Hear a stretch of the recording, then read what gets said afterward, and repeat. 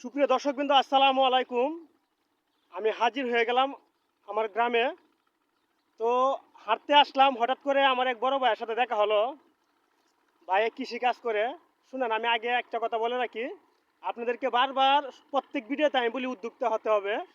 তো যারা উদ্যোক্তা হয় তাদেরকে আমি ভালোবাসি। তো এত বক বক না করে সংক্ষেপে বড় ভাইয়ের মুখ থেকে কিছু কথা বলি। ভাই আসসালামু আলাইকুম। ওয়ালাইকুম আসসালাম।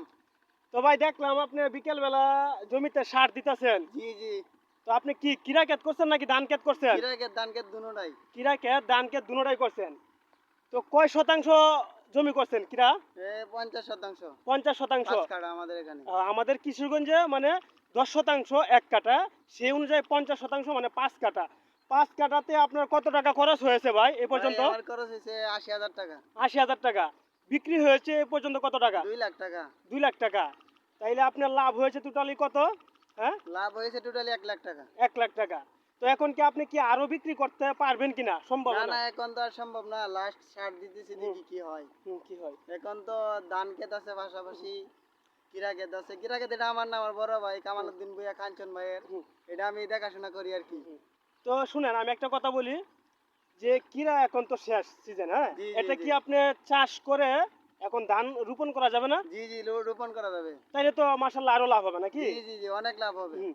তো আপনার ধান ক্ষেতের কি অবস্থা ভাই? ধান ধান ক্ষেতের ক্ষেতের অবস্থা মোটামুটি ভালো। ধান ক্ষেতে আমি সার দিচ্ছি। হুম ধান ক্ষেতেও ভালো। ধান ক্ষেতে আগে সরিষা করছিলাম, হুম এখন এই ধান লাগাইছি। হুম ধান সরিষাও মোটামুটি ভালো হয়েছে। হুম সার দেওয়ার পরে আশা করতেছি যাতে প্রতি কাঠাতে 10 মণ করে ধান হয়, 1 শতাংশতে 1 মণ। যাক মাশাআল্লাহ, ঠিক আছে। তো এই ধান কয় শতাংশ করছেন ভাই? ধান করছি আমি 12 কাঠা। 12 কাঠা। এখন আমি সংক্ষেপে একটা কথা বলবো যে আমরা যারা ইয়ং তরুণ উদ্যোক্তা রয়েছি, তারা অনেকে আছে চাকরি পায় না। চাকরি না পেয়ে হতাশায় বেকার হয়ে যাচ্ছে। তো তাদের উদ্দেশ্যে আপনি কি বলবেন? কি বলবো, তারা উদ্যোক্তা হতে হবে।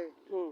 যে আপনি কাজ করুক মন দিয়ে করতে হবে, তারা উদ্যোক্তা হতে হবে। কৃষি কাজ হোক, ব্যবসা হোক, হুম, ছাগল হোক, হুম, গরু হোক, যেটাই করে যাতে হুম। ভালো উদ্যোক্তা হয়। আমি আমি তো জানি আপনি ভাই, আপনি আমার সিনিয়র ভাই, আপনি তো প্রায় বিএ মাস্টার্স পাস নাকি? জি জি জি। দেখেন, একজন জলজন্ত প্রমাণ আজকে আপনাদেরকে দিয়ে দিয়ে, যারা অনার্স মাস্টার্স কমপ্লিট করে বেকার ঘুরেন যে কৃষিকাজ করতে আপনার লজ্জা পান। তো আমার ভাই মাসাল্লাহ এখন অনেকটা স্বাবলম্বী। সে কৃষিকাজ করে ভালো টাকা ইনকাম করতেছে। আচ্ছা ভাই, এই ধান চাষে এখন নাকি কৃষকরা আপনার ন্যায্য মূল্যটুকু পাচ্ছে না। কে বলছে হ্যাঁ, ন্যায্য মূল্যটুকু হয় না? কে বলছে এই কি কথা? কৃষিকাজে নাকি এখন লস লস না না, প্রজেক্ট। কোনো লস বলতে কোনো শব্দ নাই। হুম। তো এখানে দাঁড়ালো কি, আপনি কৃষিকাজে যদি কৃষি ঋণটা যদি মানে কৃষি ঋণটা যেটা রয়েছে বাংলাদেশে কৃষি ব্যাংকে, এই ঋণটা কি আপনারা পাচ্ছেন নাকি ভাই? জি জি, 100% পাচ্ছি। 100% পাচ্ছেন? অনেক জায়গায় শুনলাম অনেকে পাচ্ছে না নাকি, শুধু ওটা কৃষি হলো ব্যাংক। ভুল কথা। হুম। বিভিন্ন পলিসি আছে, পলিসি অনুযায়ী আগাইতে হবে। যদি পলিসি অনুযায়ী না আগাই তাহলে কেমনে পাবো? কেমনে পাবে? তো আমাদের হাওড় অঞ্চল, কিশোরগঞ্জ অঞ্চল, এখানে ধান চাষ করা, কিরা উৎপাদন করা একটা লাভজনক পেশা নাকি? জি জি জি।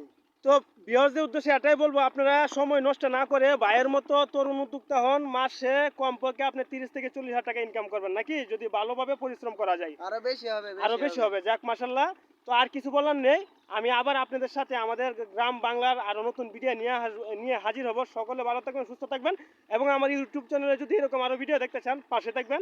আর কিছু বলার নেই। আসসালামু আলাইকুম। বড় ভাই, সময়টা নষ্ট করলাম, আমি আন্তরিকভাবে দুঃখিত ভাই নাকি। আসি। আল্লাহ হাফেজ।